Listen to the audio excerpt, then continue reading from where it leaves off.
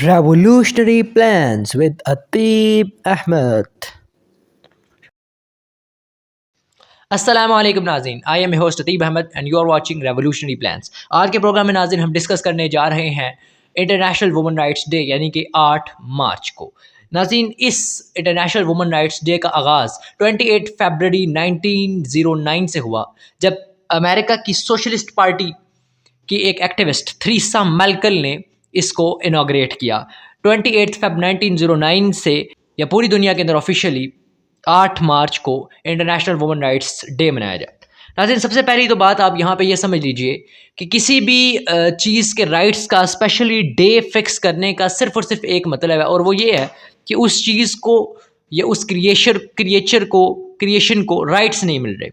इससे साफ जाहिर हो जाता है कि 1909 से पहले यूरोप के अंदर वुमन को किसी किस्म के कोई राइट्स अवेलेबल नहीं थे। इवन के वुमन को अगर आप यूरोपियन, जिसको खुद वो कहते हैं कि हमारे एशियन टाइम्स, हमारे मिडल एजेस या हमारे डार्क एजेस, उनका अगर आप खुद स्टडी करें तो आपको पता चलेगा कि औरत को तो एक ह्यूमन मानने के लिए तैयार नहीं थे।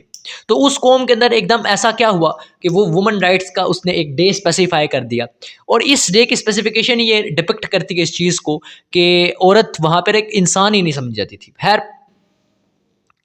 अब आगे चलते हैं के अंदर ये औरत भी जब से पाकिस्तान बना 1947 से लेके आज तक हर साल 8 मार्च को वुमेन राइट्स का डे मनाया जाता है। लेकिन नाज़रीन, इस वुमेन राइट्स का जो डे के अंदर जो ट्विस्ट आया है पिछले कुछ सालों से 2018 से, कि इस 2018 से ये हुआ कि पाकिस्तान के अंदर इंटरनेशनल वुमेन राइट्स डे के मौका के ऊपर एक मार्च का इनेकाद किया जाता रहा फेमिनिस्ट कम्युनिटी की तरफ से, जिसे औरत मार्च के नाम से आप और मैं जानते हैं। लेकिन सबसे पहले तो हम इस आज मेरी इस जो गुफ्तगू का असल पर्पज़ है वो वुमेन राइट्स के डे से ज़्यादा औरत मार्च के ऊपर है, और स्पेसिफिकली इन पाकिस्तान हम देखेंगे कि एक औरत मार्च एक बहुत ही कंट्रोवर्शियल इशू बन चुका है। इस कंट्रोवर्शियल इशू की रियलिटी को जानने की कोशिश करेंगे आज की इस वीडियो में।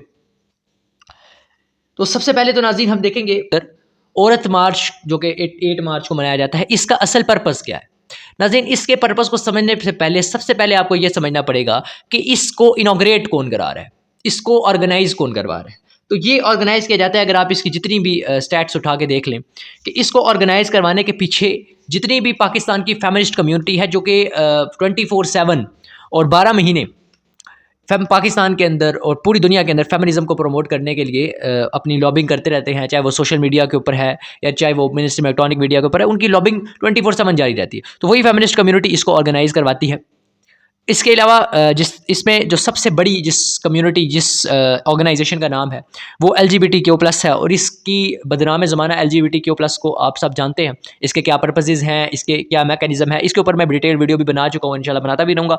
तो इसके ऊपर ब्रीफ जाने की ज़रूरत नहीं है। बहरहाल आपको यहाँ पे ये कन्वे करना था कि भाई यहाँ पे इसको पाकिस्तान के अंदर अगर आप पिछले 2-3 सालों से जितने भी जो औरत मार्च हो रहे हैं 2018 से, इनके अंदर जब आप जो मेन जो इनॉग्रेटिव पार्टी थी और जिसके फ्लैग्स वहाँ पे लहराए जा रहे थे औरत मार्च के अंदर, वो LGBTQ के थे। तो इससे साफ जाहिर होता है, और स्टैट्स भी यही बताते हैं और ख़ुद ये क्लेम करते हैं कि पाकिस्तान के अंदर औरत मार्च को ऑर्गेनाइज कराने के अंदर सबसे बड़ा हाथ LGBTQ+ का होता है। उसके अलावा दीगर ऐसी NGOs हैं जो कि गवर्नमेंट ऑफ पाकिस्तान भी उनको पिछले साल जब PTI की गवर्नमेंट थी, तो जो ministry of financial affair Umar Ayub साहब की एक रिपोर्ट आई थी, उसके अंदर भी ये क्लियरली डिस्प्ले किया गया था कि पाकिस्तान के अंदर कुल मिलाकर 1068 NGOs ऐसी हैं कि जिनको पाकिस्तान गवर्नमेंट फंड ही नहीं करती, उनको डायरेक्टली वो बाहर से फंडेड है, अमेरिका से फंडेड है। तो इससे साफ जाहिर है कि जो NGO हमारे मुल्क से पैसा ही नहीं ले रही, उसको फंड ही बाहर से आ रहा है, तो और वो कंट्री फंड दे रही है कि जो हमारे ऊपर अभी पीछे रिसेंटली 170 बिलियन के हमारे ऊपर कर्जे लगाए, तो वहाँ से हमें कोई छूट नहीं देते, जबकि यहाँ पे हमारे मुल्क की NGOs को ही इतना ज़्यादा पैसा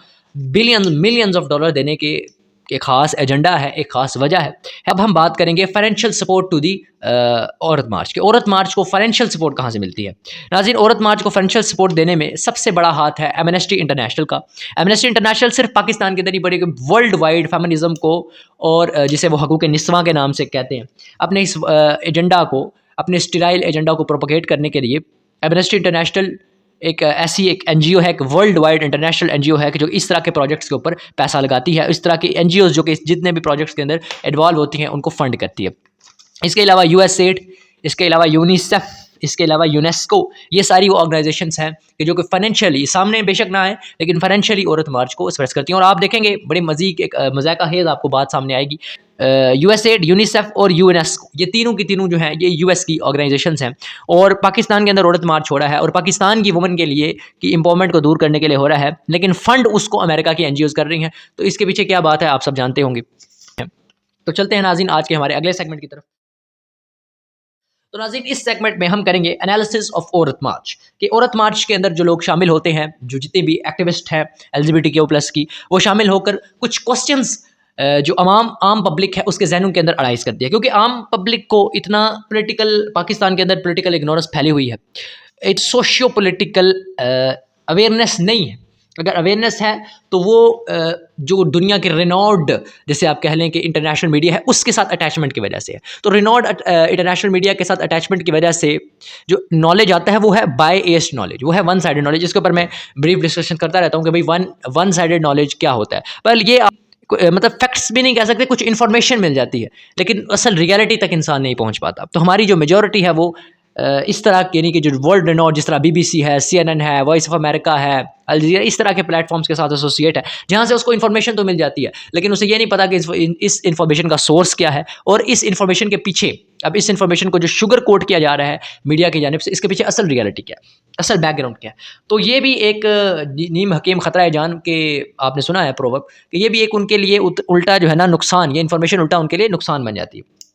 वो है कि जी भाई woman should have right to work, woman को वर्क प्लेसेस के ऊपर धकेल दिया जाए, यानी ये वुमन को, वही जो पुराना फेमिनिज्म का एजेंडा कि वुमन को घर से बाहर। अब देखें आप न्यू वर्ल्ड ऑर्डर का मसवदा उठा के देख लें, या आप फेमिनिज्म के ऊपर जितनी भी बुक्स विलियम मॉरिस ने लिखी है, बर्नार्ड शॉ ने लिखी हैं, इब्सन ने लिखी हैं, जितने दुनिया के वर्ल्ड रेनॉल्ड फेमिनिस्ट गुजरे हैं, उन्होंने जितनी फेमिनिज्म के ऊपर बुक्स लिखी हैं, और ये मशहूर ज़माना बाद है कि फेमिनिज्म इस्लाम से टोटली कॉन्ट्रडिक्ट है, इस्लाम के अंदर फेमिनिज्म की कोई इजाज़त नहीं है, और वो वहाँ पे इस्लाम को उल्टा कोट कर रहे होते हैं औरत मार्च कर। तो सबसे पहली बात आप में इसके ऊपर मैं सीधी, मेरी आप एक बात सुन लें कि आप फेमिनिज्म के मसवदात को उठाएं, आप वर्ल्ड ऑर्डर को उठाएं, आपको क्लियरली ये चीज़ डिपिक्ट होना स्टार्ट हो जाएगी कि भाई ये जो औरत मार्च है ये एक टोटली एक जिसे कहते हैं ना कि इसके जितने भी पॉइंट्स हैं वो साइकोनराइज कर जाएंगे इंटरनेशनल एजेंडास फॉर फेमिनिज्म के साथ। तो आपको टोटली पता चल जाएगा कि ये तो एक कॉपी पेस्ट एजेंडा है जो कि बाहर से इंपोर्ट किया जा रहा है। बस ये है इंकल्केशन ऑफ वेस्टर्न सिविलाइजेशन का एक मोड है औरत मार्च। तो उसका जो पहला एक जिसे कह सकते हैं कि ये एक फैक्ट, एक क्वेश्चन जो अवाम के जहनों में अराइज करते हैं, जो एक मुतालबा है इस मार्च के अंदर शिरकत करने वाली औरतों का, वो है कि woman should have right to work and refuse to do home work. यानी घर का काम औरत ना करे, घर का काम करने, अब घर का काम उसकी एक अल्लाह तबारक व तआला ने हर चीज़ जो दुनिया के अंदर जितने भी एंटागोनिस्टिक चीज़ें हैं उनको पेयर की फॉर्म में बनाया, और ये एंटागोनिस्टिक पेयर्स या एंटागोनिस्टिक फोर्सेज हैं तो ये दुनिया चल रही है। सुबहान अल्लज़ी खलक़ल अज़वाज कुल्लहा मिम्मा तुंबितुल अर्ज़ु व मिम्मा ला यअलमून, कि अल्लाह तबारक व तआला ने कहा कि जितने भी चीज़ें इस ज़मीन के ऊपर हैं मैंने उनको पेयर्ड फॉर्म में बनाया है। तो वो अल्लाह तबारक व तआला ने एक पेयरिंग की है। इसी तरह इंसान की भी अल्लाह तबारक व तआला ने पेयरिंग की। अगर आप पेयरिंग के कॉन्सेप्ट को समझ जाएँ तो फिर आपको पता चल जाएगा भाई ये जो फेमिनिस्टिक आइडियोलॉजी है, अगर हम इससे दुनिया के ऊपर टोटली जिस तरह इनका डिमांड है उस तरीके से इंप्लीमेंट करें तो फिर दुनिया ख़त्म हो जाए, या दुनिया ना ख़त्म हो, कम से कम फैमिली ख़त्म हो जाए, जो कि आपको वेस्ट के अंदर ख़त्म होगी नज़र आ रही है, बल्कि ना ख़त्म हो चुकी है। तो इनका सबसे पहला जो टारगेट है, अब मैं यहाँ पे आपको पर्पस ऑफ औरत मार्च को पहले नहीं डिस्क्राइब कर रहा, मैं आपके सामने एनालिसिस रख रहा हूँ औरत मार्च के जितने भी मुतालबात हैं। उसके बाद इसका कंक्लूजन और इसका पर्पस आप में से जो सियाना बंदा है वो खुद ही ड्राइव कर लेगा। वो जिसे कहते हैं ना कि अल आकिल तकफ़ीहिल इशारा, कि अक्लमंद के लिए तो इशारा काफ़ी है, तो आप उसको खुद ड्राइव कर लें कि भाई इसके अंदर फिर इसका असल पर्पस क्या है। तो मैं पर्पस नहीं रखूँगा आपके सामने, पर्पस इन द एंड एक कुछ वर्ड्स में आपके सामने डिस्क्राइब कर दूँगा। अभी हमने ये देखना है कि सबसे पहला इसका जो एक मुतालबा है वो ये है कि woman should have right to work. यानी अब ये राइट टू वर्क के चक्कर में वुमन को ये कहती हैं कि भाई अब ये राइट टू वर्क के ऊपर मैं इंशाल्लाह अलग वीडियो बनाऊंगा, ये एक बहुत बड़ी डिस्कशन है। लेकिन सबसे पहली मैं इन शॉर्ट, मैंने वीडियो को शॉर्टली कंक्लूड करना है। सबसे पहली बात जो आप याद रखें कि जो ये कहते हैं ना कि woman have right to work, उनको एक वर्क को वुमन का राइट करार देते हैं, जबकि वर्क तो एक रिस्पॉन्सिबिलिटी होती है, वर्क तो कभी राइट नहीं होता। काम करना कोई राइट तो नहीं है, काम करना तो एक रिस्पॉन्सिबिलिटी है, ठीक है। रेस्ट करना आप कह सकते हैं कि वुमन का राइट है कि वह रेस्ट करे, ये तो नहीं कह सकते कि वुमन का वर्क करना एक राइट है। अगर आप ये प्रूव करके बता दें कि बायोलॉजिकली या साइकोलॉजिकली मेल और फीमेल इक्वल है, तो तब हम माने, या आप ये प्रूव करके बता दें कि अगर मेल और फीमेल इक्वली सपोज्ड कर लिए जाए तो फैमिली चल सकती है, सोसाइटी शायद, मतलब एक कंट्री शायद चल जाए, एक मशीन टाइप ज़िंदगी शायद रन हो जाए, लेकिन क्या फैमिली चल सकती है, ये भी आप प्रूव नहीं कर सके आज तक। खैर, ये इस बात को आड़े बना करके वुमन को बाहर निकालना चाहिए, और ये बात आम इंसान को बड़ी मज़े की लगती है कि हाँ भाई वुमन को भी राइट होना चाहिए। अब देखिए ना, वही वर्क के साथ राइट को एसोसिएट किया जा रहा है। पहले तो बात मैंने कहा ना कि वर्क के साथ राइट एसोसिएट हो ही नहीं सकता, क्योंकि काम करना, आपके जिस्म को यूज़ होना, आपके जिस्म के ऊपर काम से क्या होता है, फटीक पैदा होती है, आपकी साइकोलॉजिकल फटीक, आपकी मेंटल फटीक, आपकी फिजिकल फटीक, क्या ये चीज़ें आपके राइट्स हैं? या इसके बजाय आप घर में बैठे आराम से, आपका शोहर आपको कमा कर दे, वो आपके सामने पकी पकाई खुराक लेकर है, वो आपको जितनी भी आपकी एसेसरीज़ हैं, आपका ओढ़ना बिछोना है, आपका खाना पीना, वो सब पूरी करे, और आप रेस्ट करें, और आप अपने बच्चों के साथ टाइम स्पेंड करें। ये चीज़ें जो हैं ये आपकी बॉडी को फ़ायदा पहुंचा रही हैं, रेस्ट दे रही हैं। इन चीज़ों को अगर आप राइट के साथ एसोसिएट करें तो शायद मैं मानने वाली बात है। लेकिन काम करना, थकना, बॉस की डांटे खाना, लोगों को हॉस्टल्स के अंदर, होटल्स के अंदर, रेस्टोरेंट्स के अंदर और एयरप्लेन्स के अंदर या बसेस के अंदर उनको सर्व करना, इस चीज़ को अगर आप राइट के साथ एसोसिएट करेंगे तो भाई बात तो फिर ज़ाहिर बात है, इससे क्लियरली डिपिक्ट हो जाएगा कि आप कोई लॉजिकल एजेंडा नहीं उठा रहे, आप तो एक स्पेसिफिक आइडियोलॉजी को बस लॉजिक का सहारा लेके और इन टाइटल्स का सहारा लेके आप उसको इनकलकेट करने की कोशिश कर रहे हो। तो आज के इस वीडियो का मेरा यही मकसद है कि इन सारी चीज़ों को एक्सपोज करूँ आपके सामने। तो सबसे पहला जो इनका नारा है वो एक खोखला नारा है। अच्छा, एक मज़े की बात मैं बताऊँ, ये जो इनकी फेमिनिस्ट मूवमेंट है, ये जो इनकी वुमेन राइट्स के नाम पे मूवमेंट है, इसको ये खुद कुछ और टाइटल्स देते हैं। उन टाइटल्स को अगर आप समझ जाएँ, बल्कि सुन ही लें, तो आपको क्लियर हो जाएगा कि ये चाहते क्या हैं। अच्छा, इस चीज़ को एक और नाम देते हैं कि जेंडर इक्वालिटी। जेंडर इक्वालिटी का वही मतलब है कि अच्छा, ये औरत को बाहर निकालने का जो मेन असूल है वो है जेंडर इक्वालिटी इनके नज़दीक, कि जेंडर इक्वल है। अच्छा, बायोलॉजिकल साइंस नहीं कहती कि जेंडर इक्वल है, साइकोलॉजिकल साइंस नहीं कहती कि जेंडर इक्वल है, ये इनकी अपनी इख्तरा है कि भाई जेंडर इक्वल है। और अगर ये सपोज कर लिया जाए कि जेंडर इक्वल है, किस तरह इक्वल है, कि भाई मेल और फीमेल की फिजिकल पावर एक जैसी है, जबकि बायोलॉजिकल साइंस कहेगी नहीं भाई, फिजिकल पावर नहीं, मेल स्ट्रॉन्ग है फिजिकली और फीमेल वीक है। अच्छा, मेल और फीमेल की साइकोलॉजिकल पावर एक जैसी है, जबकि बायोलॉजिकल साइंस कहेगी नहीं भाई, मेल साइकोलॉजिकली स्ट्रॉन्ग है, इमोशनली। आज का मेल नहीं, आज से 100 साल पहले का मेल, लेकिन आज का मेल तो स्टेराइल हो गया फेमिनिज्म की वजह से। खैर, मेल फिजिकली स्ट्रॉन्ग है, मेल साइकोलॉजिकली स्ट्रॉन्ग है, फीमेल फिजिकली स्ट्रॉन्ग वीक है, साइकोलॉजिकली वीक है as compare to male. Biological science prove करती है, बायोलॉजिकल फैक्ट्स प्रूव करते हैं, बट फेमिनिज्म या फेमिनिस्टों को ये हकाइक हज़म नहीं होते, जिसकी वजह से वो ये कहती हैं कि फ़ीमेल वीक है और फीमेल को बाहर आना चाहिए। अच्छा, इनके इसका पॉइंट का एनालिसिस क्या है या आउटकम क्या है? फीमेल जब बाहर आएगी तो सबसे पहला जो काम होगा, उसकी असमत, उसकी इज़्ज़त लुट जाएगी और एक्सपोज हो जाएगी। वो जो एक ख़जाना अल्लाह तबारक व तआला ने जिसे छुपा के रखा हुआ था, देखें, तो उसके ऊपर एक गुलाफ चढ़ा के रखा हुआ था, उसका एक गार्ड था हर ईरा ऑफ लाइफ के अंदर उसके लिए। अगर वो छोटी थी तो उसका बाप, जब वो थोड़ी बड़ी हुई तो उसका भाई, जब वो उसकी शादी हुई तो उसका शोहर, जो उसके गार्ड्स थे वो उसको प्रोटेक्ट कर रहे थे, और जो शेल्टर था वो उसका घर था, और जो प्रोटेक्टिव केस था वो उसका हिजाब था, जब वो बाहर उसको कभी इन नीड निकलना पड़ जाए। उन सारी चीज़ों को साइड पर रख के फेमिनिज्म ने औरत को बाहर निकाल के एक्सपोज कर दिया। तो सबसे पहली जो चीज़ हुई, उसकी इज़्ज़त, उसकी असमत लुट गई। नंबर 2, उसके ऊपर साइकोलॉजिकल प्रेशर पड़ गया, क्योंकि उसने अब घर को भी ये जो घर को संभालने वाला है, इसके ऊपर मैं ज़्यादा से पॉइंट बनाया है। इसको समझें कि उसने घर को भी संभालना है, उसने बाहर को भी संभालना है। तो जो बाहर को जब वो जाएगी, कहीं पे भी काम करेगी, पहली तो बात है उसको जॉब फाइंड करने के अंदर जो डिफिकल्टीज़ होंगी, उसको फिर जब जॉब फाइंड कर लेगी तो कहीं पे उसको किसी के अंडर रह के काम करना पड़ेगा। ये तो नहीं है कि हर वुमन बिजनेस ही करेगी। तो वो जो उसके ऊपर साइकोलॉजिकल प्रेशर होगा उसके बॉस का या उसके ऊपर जो भी मातहत हो, और फिर जो काम का उसके ऊपर साइकोलॉजिकल प्रेशर होगा ये। नंबर 3, उसके ऊपर फिजिकल प्रेशर होगा, फिजिकली फटीग होगी, जिसकी वजह से उसको घर के अपनी कम से कम अपनी रिस्पॉन्सिबिलिटी संभालने के लिए भी बड़ी तकलीफ उठानी पड़ेगी। तो इसका अल्टीमेट आउटकम ये होगा कि फीमेल के ऊपर साइकोलॉजिकल और फिजिकल बर्डन भी पड़ जाएगा और उसकी इज्जत और उस्मत उससे लुट जाएगी। तो जो फेमिनिस्टों का पहला और इस जो औरत की फेमिनिटी है, और फेमिनिज्म उल्टा क्लेम करती है कि औरत को उसकी फेमिनिटी दी जाए, जबकि उल्टा उसकी जो फेमिनिटी है वो उल्टा लॉस हो जाती है। उसकी जो मैरिटल हेल्थ है उसके ऊपर भी बहुत इसका बहुत बुरा इफेक्ट पड़ता है। और फिर जो मेल जो बाहर काम कर रहे हैं, जिनका काम है फाइनेंशियल रिस्पॉन्सिबिलिटी घर की उठाना, वो तो ज़ाहिर बात है बाहर होंगे। जब फीमेल आएगी बाहर तो उनके ज़ाहिर बात है वो ऑप्टिक नर्व से कनेक्शंस जाएंगे, उनके सेक्सुअल हार्मोन स्टिमुलेट होंगे, तो ज़ाहिर बात है वो अपने काम से भी डेविएट हो जाएंगे। और इलीगल रिलेशंस, जो कि आप देख सकते हैं जहाँ जहाँ पर भी फेमिनिज्म दुनिया के अंदर आई, वहाँ पे illegal relations, girlfriend boyfriend culture generate होगा। ठीक है, अब देखिए ज़ाहिर बात है फीमेल वहाँ पर आई है किसी वर्क प्लेस के ऊपर, तो आपकी मेन अटेंशन उस वर्क के ऊपर है जो वहाँ हो रहा है। लेकिन जब फीमेल वहाँ पे आएगी तो आपकी टेंशन डेविएट हो जाएगी।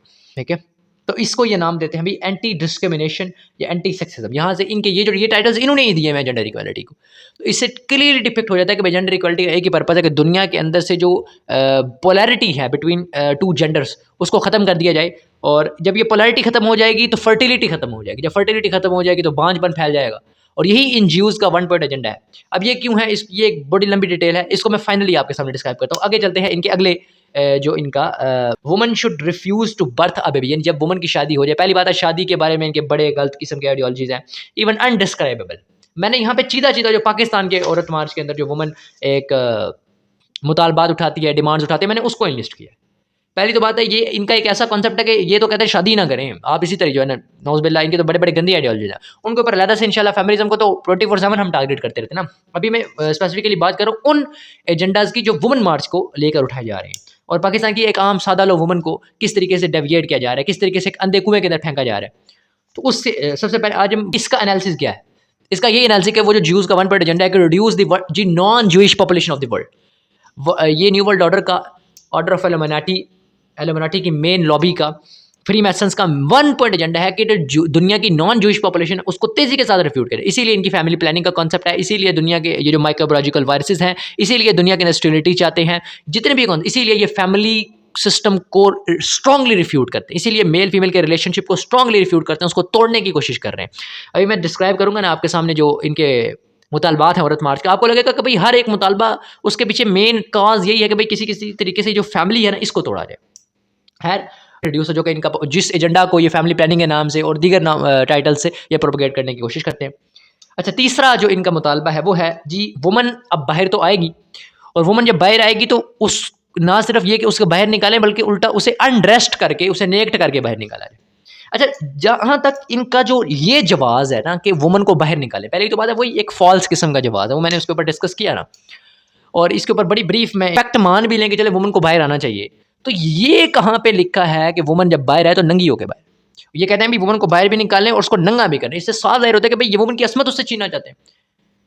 आपने वर्क को राइट करार दे दिया वुमन का। तो पहली तो चीज़ मैंने आपके सामने वो क्लियर की कि वर्क करना वुमन का राइट नहीं है। आप बोले ना रेस्ट करना उसका राइट है, उसे रेस्ट किया जाए, ये बात मानी जा सकती है। वर्क करना उसका राइट कैसे हो सकता है यार? देखो मेरे सामने दो ऑप्शन है, एक यह है कि मैं जाऊँ कहीं बाहर 8 घंटे 10 घंटे काम करूँ, खाक चालूँ और तब मुझे पैसे मिलेंगे, और दूसरा ऑप्शन मेरे पास ये है कि मैं घर बैठूँ, मुझे घर बैठे हुए पैसे मिलेंगे और घर बैठे हुए मेरे मंथली इनकम मेरे पास आएगी। तो मेरे लिए राइट कौन सा है, मेरे लिए अच्छा कौन सा है?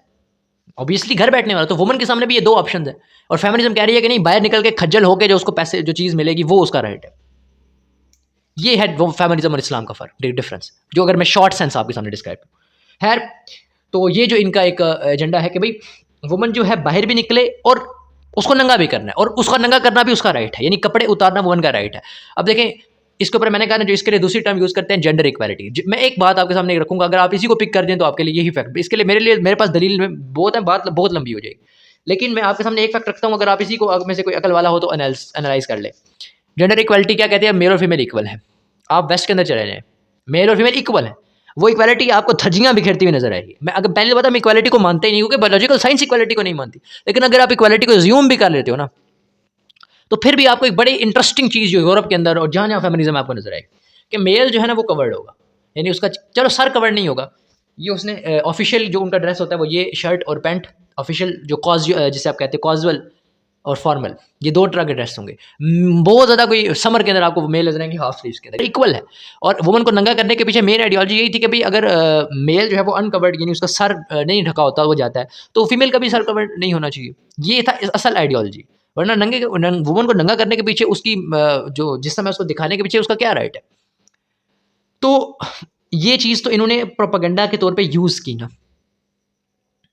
आज यूरोप का या पाकिस्तान का जहाँ जहाँ भी फेमिनिज्म है, हाल ये है, मेल कवर्ड है, मेल की कंडीशन ये है, और फीमेल सर्दियाँ हो या गर्मियाँ हो फीमेल पूरी नंगी। अब बताएं ये कौन सी जेंडर इक्वालिटी? कम से कम मेल जितना ड्रेस तो पहनाओ ना। आप मेल जितना ड्रेस पहनाने पे भी राजी नहीं हो रही, इसका मतलब क्या है कि आप जेंडर इक्वालिटी नहीं चाहते, आप चाहते हो नंगापन, वल्गैरिटी, और आप फीमेल को नंगा करके उसे कमर्शियली यूज़ करना चाहते हो, जो कि आज हर मल्टीनेशनल कंपनी यूज़ कर रही है अपना धंधा बेचने के लिए।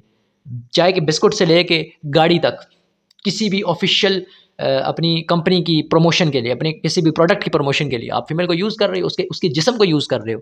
तो क्या ये उसका राइट है कि उसको यूज़ किया जाए। यही तो बातें कि जब आप मीडिया को सुनते हैं, उससे इन्फॉर्मेशन लेते हैं, वो कुछ और होती है, जब आप अंदर झाँकते हैं तो कुछ और होता है। ठीक है ना? अच्छा, अगला जो इनका है, अच्छा मज़े की बात कि वुमन नंगी होके आएगी और मेल ने उसके ऊपर ऑब्जेक्ट नहीं करना। मेल के साथ काम भी करेगी वर्क प्लेसेस के अंदर, को एजुकेशन भी होगी, ये इनकी आइडियोलॉजी है। और मेल ने इसके ऊपर ऑब्जेक्ट नहीं करनी। ज़ाहिर बात है, बायोलॉजिकल साइंस ये कहती है कि मेल को यहाँ पे आँख से वो देखेगा तो ऑप्टिक नर्व यहाँ लगेगी, ऑप्टिक नर्व जाएगी यहाँ हाइपोथैलेमस में, हाइपोथैलेमस के साथ उसकी वेंट्रल साइड पे पिट्यूटरी ग्लैंड पड़ा है। पिट्यूटरी ग्लैंड से जो गोनेडोट्रोफिन हार्मोन सिक्रेट होगा, गोनेडोट्रोफिन सिक्रेट स्टिमुलेट करेगा गोनेड को, वहाँ से उसके marital hormone, sexual hormone stimulate होंगे। ये तो बायोलॉजिकल साइंस का एक प्रूव फिनोमेना है।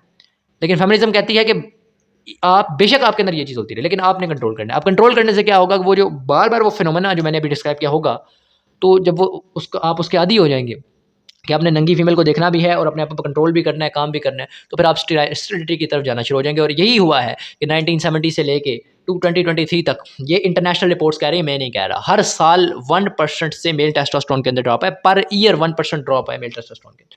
और एक बहुत बड़ा मैसिव मोर देन 56% का टेस्टोस्टेरोन ड्रॉप हुआ है आपकी जो आपके दादा और नाना की जो जनरेशन थी उससे लेके आप तक।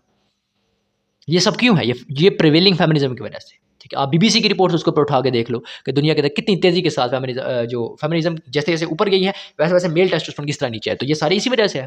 तो ये तीसरा बड़ा ज़ुल्म है फेमिनिज्म का। आगे चलते हैं, ये कहती हैं कि भई अच्छा कि against the nature of woman हमने जाना है। वुमन की नेचर सॉफ्ट है, उसके अंदर एस्ट्रोजन हार्मोन है, उसके अंदर प्रोजेस्टेरोन हार्मोन है, वो उसकी बॉडी को सॉफ्ट कर रहा है, उसको साइकोलॉजिकली सॉफ्ट कर रहा है। लेकिन आपने हर किस्म का हार्ड काम मतलब अब देखिए ना, आप फीमेल से क्या करवा रहे हो? आप फीमेल को आपने बनाया हुआ है वेट्रेस, आपने फीमेल को बनाया हुआ है एयर होस्टेस, आपने फीमेल नहीं मेजॉरिटी का फीमेल जो है वो नीचे दर्जे का वर्क कर रही है, हार्ड किस्म का वर्क है, जबकि उसकी नेचर सॉफ्ट है।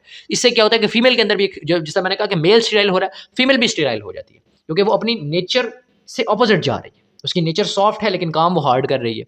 और उसे जहाज़ चलाना है। अब अजीब किस्म की बातें हैं। मर्द जहाज़ चाहते हैं तो मर्द जहाज़ चाहे। इसका एक और बड़ा आउटकम ये होता है कि अनएम्प्लॉयमेंट जनरेट होती है। यानी वो गरीब घरानों के मर्द, अमीर घर की औरत भी काम कर रही है और मर्द भी काम कर रहा है। हालाँकि मर्द के काम करने की वजह से उनका पूरा हो जाए, उनकी नीड्स पूरी हो जाए। लेकिन क्या है कि उनको बस शौक चढ़ा हुआ है फेमिनिज़्म की आड़ में, वो राइट्स की आड़ में, वो राइट्स का जो धोखा उसको दिया जा रहा है। इसके नतीजे में क्या हो रहा है कि पोर्ट्स तो लिमिटेड है ना किसी भी कंट्री के अंदर। तो पीछे जो गरीब का मर्द है, जो कि गरीब का तो औरत भी नहीं कर रही, मर्द भी नहीं कर रहा, तो जो मर्द था, जो कि कैपेबल था, जो डिग्री होल्डर था, वो उस अमीर की औरत की वजह से वो ब्लॉक हो गया।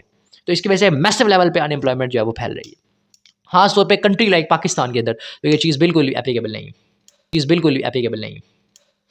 उसके बाद जो 5वां पाकिस्तान की औरत बात के ऊपर यकीन है। अच्छा, डे है women's day, international women's day, और वुमेन राइट्स के लिए आपने औरत मार्च आपने स्टार्ट किया है। उसके अंदर होमोसेक्सुअलिटी का क्या काम है? उसके अंदर हम जिन्स परस्ती होमोसेक्सुअलिटी का डिमांड की जा रही है। अच्छा, औरत के होमोसेक्सुअलिटी का क्या तल्लुक है? आप ये क्लिप मैं चलाने लगा हूँ, आप इस क्लिप को ज़रा सुनिए। क्या मैं कोई बोंगी मार रहा हूँ? सुनिए पहले। क्या पाकिस्तान में आप ये समझते हैं कि होमोसेक्सुअलिटी जो है इसको लीगलाइज करना चाहिए? लीगलाइज कर देना चाहिए। हम लोग 21st सेंचुरी में रहते हैं। देखिए, लड़की से लड़का लड़के से प्यार कर सकता है। कर सकते हैं। हाँ भाई, ये क्लिप देखा आपने? अब ये देखिए, बिल्कुल लिटरली ये बंदा कह रहा है कि भाई पाकिस्तान के अंदर होमोसेक्सुअलिटी को लीगलाइज कर देना चाहिए इन औरत मार्च। यानी औरत मार्च के अंदर, यानी औरत मार्च की आड़ में होमोसेक्सुअलिटी को प्रोपोगेट किया जा रहा है, होमोसेक्सुअलिटी की डिमांड्स की जा रही है। होमोसेक्सुअलिटी जिसको बहुत ज़्यादा कैथोलिक क्रिश्चियन कंट्रीज़ ने भी, लिबरल कंट्रीज़ ने भी, इवन कुछ यूरोपियन कंट्रीज़ ने भी इसको एक्सेप्ट नहीं किया। ठीक है, और अमेरिका की भी जो अवाम है अमेरिका की, उसकी मेजॉरिटी होमोसेक्सुअलिटी को मॉरली एक्सेप्ट नहीं करती, उसको लीगलाइज करने की बातें हो रही है वुमन राइट। अब यहाँ से आप क्लियरली, और ये मैंने शुरू में कहा कि LGBTQ जो है वो इसको ऑर्गेनाइज करवाती है। यहाँ से आपको ये दोनों चीज़ें क्लियर हो जाएंगी। पहले तो मैंने उसका प्रूफ दिया कि आप जाके औरत मार्च के अंदर देखें, जो मेजॉरिटी ऑफ फ्लैग्स आपको नजर आएंगे वो LGBTQ के नजर आएंगे।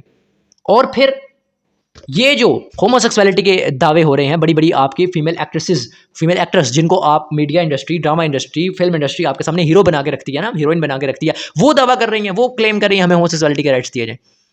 इतने गंदे राइट्स मांगे जा रहे हैं। और अब मुझे बताएं कि इन चीज़ों का औरत के राइट्स से क्या ताल्लुक है? तो ये चीज़ें क्लियर कर रही हैं कि एक्सपोज कर रही हैं इनको, ये वुमेन राइट्स के लिए नहीं आए, ये अपना चूरन बेचने के लिए आए हैं। जो इनको पीछे से इनकी डोरियां हिला रहे हैं, ये उनके लिए आए हैं। वुमेन राइट्स से क्या ताल्लुक है इस बेहयाई और इस गंदे तरीन काम का, इस गलीज काम का वुमेन राइट्स के साथ क्या ताल्लुक है? पहले तो आप इनसे ये पूछें। ये वो चीदा पॉइंट्स थे कि जो पाकिस्तान के अंदर औरत मार्च के अंदर उठाए जाते हैं। और हाँ, मैंने आपके सामने अल्लाह तबारक व तआला के फजल करम से हर एक पॉइंट का एनालिसिस, एक ब्रीफ एनालिसिस आपके सामने रखा है। आगे अल आकिल तकफ़ीहिल इशारा, कि आकिल के लिए, अक्लमंद बनने के लिए इशारा काफ़ी है कि आगे आप खुद समझ जाएं कि इस औरत मार्च का पर्पज़ क्या है। मैंने आपको सामने प्रूफ, इसको LGBT इसको ऑर्गेनाइज करा रही है और फाइनेंशियली सपोर्ट एमनेस्टी इंटरनेशनल से कर रहा है। ये सारी बाहर से ये डोरियां हिल रही हैं, और जो लोग बाहर आए हुए हैं इनमें से मेजोरिटी लोग तो किराए के होते हैं। उन्हें वो किराए की औरतों को, जो घर में काम करने वाली मासियाँ होती हैं, उनको वो फ्लैग्स पकड़ा के, उनको प्ले कार्ड पकड़ा के, जो पाकिस्तान की एलीट कम्युनिटी है वो आगे वहाँ बैठ जाती है। इस्लामाबाद के अंदर होता है, लाहौर के अंदर होता है, कराची के अंदर होता है, मेन जो शाहरात पे इसको ऑर्गेनाइज कराया जाता है। और इसके अंदर होता क्या है, आप क्लिप्स देखें, डांस होता है इसके अंदर, मुजरे होते हैं इसके अंदर। मुझे आप बताएं, क्या ऐसी वुमेन्स, पाकिस्तान की वुमन के राइट्स से इनको कोई हमदर्दी हो सकती है? जहाँ पे होमोसेक्सुअलिटी के नारे लगाए जा रहे हैं, तो वहाँ पे वुमन राइट्स का क्या ताल्लुक है? ठीक है, तो ये आपका आगे आपका खुद, अब मैं इसका जो कंक्लूजन आपके सामने रखता हूँ, इसके मेन पर्पसेस क्या हैं औरत मार्च को प्रोपगेट करने के। टू स्प्रेड वॉल्गैरिटी, टोटल मैं आपके सामने प्रूफ कर दिया। To spread sterility in male and female also, male को भी स्टेराइल कर दो, बांझ कर दो, फीमेल को भी स्टेराइल कर दो, ताकि दुनिया की पॉपुलेशन रिड्यूस हो, जो इनका 1 एजेंडा है वर्ल्ड ऑर्डर की लॉबी का। इससे क्या होगा कि जो ये ज्यूज, देखिए LGBTQ को कौन पीछे से लीड कर रहा है? ज्यूज लीड कर रहे हैं। और ज्यूज चाहते हैं कि दुनिया के अंदर जो नॉन जूइश पॉपुलेशन है वो तेजी के साथ कम हो। तो उसको कम करने के लिए स्टेरिलिटी लानी पड़ेगी, और स्टेराइल करने के लिए मेल और फीमेल दोनों को स्टेराइल करना पड़ेगा। तो जब तक फेमिनिज्म नहीं होगी, मेल और फीमेल स्टेराइल कैसे होंगे? और ब्रेक दी फैमिली, और ये मैं अक्सर जुमला कहता हूँ कि जहाँ पे फेमिनिज्म है वहाँ पे फैमिली नहीं है। क्योंकि जाहिर बात है, जब आप एक ऐसी वुमन बना देंगे कि जो 8 घंटे रोज काम करे, किसी बॉस की या जिसके भी वो माता है उसकी झिड़के खा के घर आए। अच्छा, जब इनसे ये कहा जाता है ना कि फैमिली को कौन संभालेगा, तो ये कहते हैं कि जी फैमिली को भी मेल फीमेल ही संभालेगी। जाहिर बात है, कम से कम अगर घर और मर्द के काम उसने नहीं करने, औरत के काम उसने करने हैं, औरत के अपने काम तो करने हैं, अपने बच्चों के काम तो करने हैं ना, तो कौन करेगा? वो फीमेल ही करेगी ना। तो बाहर के काम भी करे और वो करेगा, और ये उसके राइट्स हैं, ये उसकी आज़ादी है, ये उसकी फ्रीडम है। इस्लाम फ्रीडम देता है वुमन को घर बाहर के कामों से। इस्लाम फ्रीडम देता है वुमन को उन गंदे लोगों की नज़रों से। और लोग तो गंदे होंगे यार, लोगों की ये तो नेचुरल फिनोमेना, मैंने कहा ना, नेचुरल साइंस प्रूव करती है इस फिनोमेना को। जब भी औरत को देखेंगे उनके अंदर ये चीज़, उनके अंदर ये उनकी इनवॉलंटरी मैकेनिज्म है जो उनकी बॉडी के अंदर लाजमी स्टिमुलेट होगा। बायोलॉजिकल साइंस इसको प्रूव करती है। आप उसको नहीं रोक सकते। आप ये कर सकते हो जो अल्लाह ने बताया है, जिसने पैदा किया है वो जानता है कि क्या कर सकते हो। ये फेमिनिज्म औरतें नहीं जानती, क्योंकि ये तो खुद उसकी पैदा की हुई है। जिसने पैदा किया उसने बता दिया कि भाई उसको कन्फाइंड रखो वुमन को घर, वो उसकी प्रोटेक्शन है, वो उसके लिए कैद नहीं है। उसका गार्ड, उसका बाप, उसका भाई, उसका शोहर, और जब वो बूढ़ी हो जाए तो उसका बेटा उसके गार्ड्स की सूरत में उसको प्रोटेक्ट कर रहे हैं। और फिर उसकी जो, अगर उसने कहीं इन नीड बाहर निकलना है तो जो हिजाब है ये उसको प्रोटेक्ट कर रहे हैं। तो ये वुमन को इस्लाम बर्डन से आज़ादी देता है, प्रोटेक्शन देता है, और उसकी फाइनेंशियल रिस्पॉन्सिबिलिटी सारी की सारी, अगर वो नॉन मैरिड है तो उसके बाप के ज़िम्मे, और अगर मैरिड है तो उसके शोहर के ज़िम्मे होती है। ये है इस्लाम, ये है वुमन राइट्स। वुमन को रेस्ट भी मिल रहा है, साइकोलॉजिकल रेस्ट भी मिल रहा है, फिजिकल रेस्ट भी मिल रहा है, उसकी फाइनेंशियल रिस्पॉन्सिबिलिटीज़ भी पूरी हो रही है, घर बैठे पूरी हो रही है। ये है, इसे कहते हैं वुमन राइट्स। ये नहीं कि बाहर जाए, खज्जल हो, अपनी इज्जत का भी सौदा करे और अपने आप को वहाँ पे खपाए भी और घर भी संभाले। ये वुमन के राइट्स नहीं है। वुमन के राइट्स वो है जो इस्लाम ने उसे दी। ये उसकी नेचर के अगेंस्ट जाने वाली बातें हैं। और इन सारी बातों का कोई जवाब, कोई, जिसे कह सकते हैं ना कि कोई इंटेलेक्ट पे अगर आप जाएंगे, अगर आप साइंस पे जाएंगे तो बिल्कुल ही लिबरल नंगे हो जाएंगे। ये लिबरल कभी भी साइंस प्रूव्ड साइंटिफिक फैक्ट्स के ऊपर नहीं आएंगे।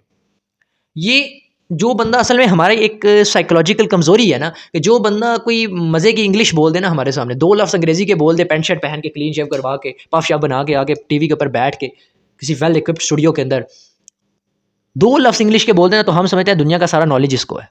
ये साइकोलॉजिकल बीमारी है आपके अंदर, जिसे कहते हैं लैंग्वेज इन्फीरियरिटी कम्प्लेक्स। इस लैंग्वेज इन्फीरियरिटी कम्प्लेक्स को निकालें और आंखें खोल के देखें। ये जो जितने भी फेमिनिस्ट दावे कर रही हैं सब झूठे हैं, सब बोंगियाँ हैं। इसका अगर एक एक इनकी डिमांड को डीप में जाके देखेंगे तो ये बोंगियाँ हैं, और ये एक एजेंडे के साथ इनकी सारी कड़ियाँ मिल रही हैं। जो एजेंडा ये चाहता है कि break the family system. Ultimate result इसका क्या होगा? जब एक ऐसी औरत बनेगी जो फेमिनिज्म चाहती है, कि जो शोहर को कहेगी मैंने उसका कोई काम नहीं करना, और बाहर जाके काम करना है उसने, बाहर जाके लोगों के बर्तन भी धोएगी, बाहर जाके लोगों को सर्फ भी करेगी, होटलों के अंदर, हॉस्पिटल्स के अंदर और जहाज़ों के अंदर, लेकिन शोहर को अपने ही फैमिली को उसने खाना बना के नहीं देना, अपनी फैमिली को उसने कोई काम नहीं करने, वही ना कि होम चोर्स से उसने जो है वो बगावत कर देनी है। तो ऐसी औरत के साथ कोई रहना पसंद नहीं करता। इवन ये जो लिबरल मानते हैं ये भी इसको इससे क्या होता है, इससे अल्टीमेट रिजल्ट होता है डिवोर्स, फैमिली टूट जाती है। और आप देखें जहाँ जहाँ फैमिलिज्म है वहाँ वहाँ फैमिली नहीं है। वेस्ट के अंदर कोई फैमिली का कॉन्सेप्ट नहीं है। वेस्ट के अंदर किसी भी मिडिल क्लास स्कूल में चले, अभी ये जो बिल क्लिंटन जब सदर था ना, तो बिल क्लिंटन ने अपनी न्यू ईयर जो सेरेमनी थी उसके अंदर एक बड़ा जुमला कहा था। उसने कहा था कि soon the population of America will consist of majority of born, उसके एग्जैक्ट अल्फाज में आपके सामने दोहरा रहा हूँ, बॉर्न विदाउट एनी वेडलॉक, कि मेजॉरिटी उन लोगों की होगी जो किसी भी शादी के बगैर पैदा हो। आज आप जाएं वेस्ट के अंदर 71% से ज़्यादा पॉपुलेशन, मैं एक प्रूव्ड रिपोर्ट्स आपके सामने रख रहा हूँ, मैं को बोंगियाँ नहीं मार रहा, 71% ज़्यादा पॉपुलेशन जो वेस्टर्न कंट्रीज़ की, वो ऐसी पॉपुलेशन है, ऐसे बच्चे हैं, ऐसी जनरेशन है कि जिनके बाप का कोई पता नहीं, यानी वो मैरिटल रिलेशन यानी शादी के बगैर पैदा हुए। किसी भी स्कूल में चले जाएं वहाँ पर रजिस्टर्ड बच्चों की मेजॉरिटी जो है उनके फादर का नाम वहाँ पर दर्ज ही नहीं है। ऐसी सोसाइटी बन जाती है जब आप फेमिनिज्म को एक्सेप्ट करते हैं। आप पाकिस्तान के अंदर या पूरी दुनिया, हॉलीवुड, लॉलीवुड, बॉलीवुड उठा के देख लें, जितने भी सेलिब्रिटी कपल्स हैं हर एक की डिवोर्स हुई हुई है, और दो दफ़ा भी डिवोर्स हुई हुई है इनकी। पाकिस्तान के अंदर आप उठा के इनकी डिवोर्सेस क्यों हुई हैं? क्योंकि इनकी फैमिलीज़ जो है वो फेमिनिज्म की वजह से चलती है कि जब निकाह करते हैं तो उसके ऊपर औरत अपने कॉन्ट्रैक्ट साइन करवाई होती है। फेमिनिज्म की वजह से वो ज़ाहिर बात है फैमिली नहीं चल सकती। तो इसका अल्टीमेट कंक्लूजन ये है कि जहाँ फैमिली है वहाँ फेमिनिज्म नहीं है, और जहाँ फेमिनिज्म है वहाँ फैमिली नहीं है। और इंसान पैसा कमाता है, क्यों कमाता है? आप सोचें, इंसान घर बनाता है, क्यों बनाता है? इंसान लग्जूरियस लाइफस्टाइल एक्वायर्ड करता है, क्यों करता है? सुकून के लिए। तो वो सुकून फैमिली के साथ एसोसिएट है। जब फैमिली नहीं होगी तो वो सुकून भी नहीं होगा, और जब फेमिनिज्म होगी तो फैमिली नहीं होगी। तो इसलिए फेमिनिज्म को जितना रेजिस्ट कर सकते हैं करें। और ये रेजिस्ट करना सिर्फ ये नहीं है कि आप अपनी फैमिली को उससे बचाएं, आपको अपनी कंट्री के अंदर जितने फेमिनिज्म लॉ है और कंट्री के अंदर जितने भी फेमिनिस्ट एक्टिविस्ट हैं उनको रेजिस्ट करना पड़ेगा स्ट्रांगली, ठीक है ना? और उनके कच्चे चट्टे खोलने पड़ेंगे, वरना ये चीज़ें जो हैं वो, जिसे इकबाल ने कहा था कि अब तुम्हारी तहजीब अपने खंजर से आप खुदकुशी करेगी, नशाख़ नाजुक पे आशाना बनेगा, नापायदार होगा। आज अमेरिका दुनिया पे नंबर 1 डिवोर्स रेट पे जा चुका है, नंबर 2 पे स्वीडन है, यानी टॉप 5 कंट्रीज़ जो इन लिस्ट हैं डिवोर्स के अंदर वो वेस्टर्न कंट्रीज़ है, फेमिनिस्ट कंट्रीज़ है। ये है नशाख़ नाजुक पे आशाना बनेगा, नापायदार होगा। इस गंदी तहजीब के फैलाए हुए ये जो हमल है, क्योंकि अल्लाह तबारक व तआला ने ये पेयरिंग जो की है ना सुकून के लिए की है। वमिन आयात, अब मैं आखिर में कुरान मजीद की एक आयत पढ़ के आपसे ज़्यादा चाहूँगा। वमिन आयातिही अन खलक़ लकुम मिन अनफुसिकुम अज़वाजन लितस्कुनू इलैहा।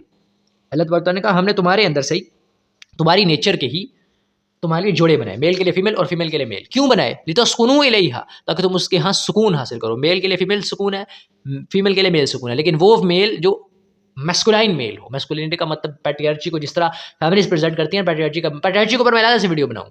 पैट्रियार्ची को जिस तरह ये प्रेजेंट करेंगे, पैट्रियार्ची है क्या, और फीमेल जो है उस जो कि एक इस्लामी फीमेल हो, उसके लिए वो सुकून है आपस में एक दूसरे के लिए। और कब सुकून होंगे? जब दोनों पूरा दिन काम करके आएंगे और बच्चे घर में अकेले वो जो मर्जी कर रहे हैं, उन बच्चों ने तो फिर इंसेस्ट ही करने हैं ना। जो बच्चे घर में अकेले हैं वो जो है वो मेड के पीछे पड़े हुए हैं या चाइल्ड केयर सेंटर में पड़े हुए हैं, उन बच्चों की क्या साइकोलॉजिकल तरबियत होगी? बच्चे रुल जाते हैं और फिर वो बच्चे कंजर टाइप बन के उभरते हैं। आप इन सारी चीज़ों को तरक्की कहते हो, आप इन सारी चीज़ों को डेवलपमेंट कहते हो। फैमिली ना रहे, मैंने कहा ना, ये डेवलपमेंट आप लाइफ के अंदर क्यों कर रहे हो? पीस के लिए, सुकून के लिए, सेल्फ सेटिस्फेक्शन के लिए। वो सेल्फ सेटिस्फेक्शन खाक होगी। अगर ये सेल्फ सेटिस्फेक्शन को मिलती तो आज स्वीडन क्यों है, अमेरिका नंबर 2 पे क्यों है दुनिया में सोसाइटी रेट पे? अगर ये चीज़ें इन्हें सेटिस्फेक्शन दे रही हैं तो सेटिस्फेक्शन फैमिली सिस्टम में है, और फैमिली बचानी है तो फेमिनिज्म को काटना पड़ेगा। तो अल्लाह तबारक व तआला ने पेयरिंग की है सुकून के लिए। अगर ये पेयरिंग खत्म हो गई तो सुकून खत्म हो जाएगा, और अगर कहीं फेमिनिज्म आ गई तो ये पेयरिंग अल्टीमेटली खत्म हो जाएगी। क्योंकि फेमिनिज्म एक ऐसी आइडियोलॉजी है कि ये एप्लीकेबल तो है, लेकिन अगर इसे अप्लाई कर दिया जाए तो फैमिली नहीं चल सकती, और ये प्रूव है। और आज का वेस्टर्न सोसाइटी इसकी सबसे बड़ी एक्सपेरिमेंटल एग्जाम्पल है। आखिर दावाना अनिल हम्दुलिल्लाहि रब्बिल आलमीन।